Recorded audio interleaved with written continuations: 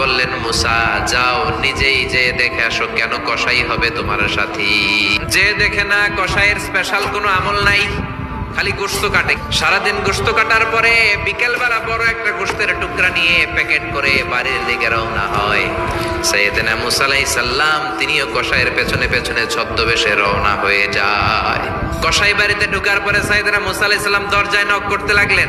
পরিচয় গোপন করে বলে, আমি একজন মুসাফির, আজকে রাতে ও কসাই ভাই আপনার বাড়িতে থাকতে চাই। কসাই বলে, আহলান সাহলান, আসেন, এই ঘরের মধ্যে বসেন, পাশের ঘরে আমার একটু কাজ আছে।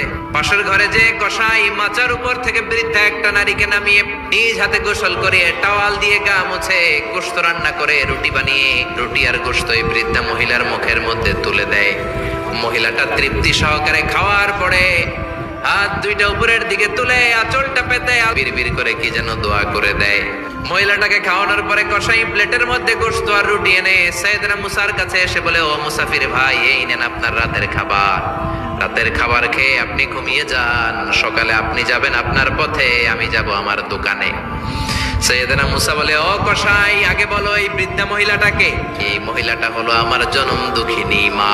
সাইয়েদনা মুসা বলে, তোমার মা হাত তুলে কি দোয়া করলো এটা বলো।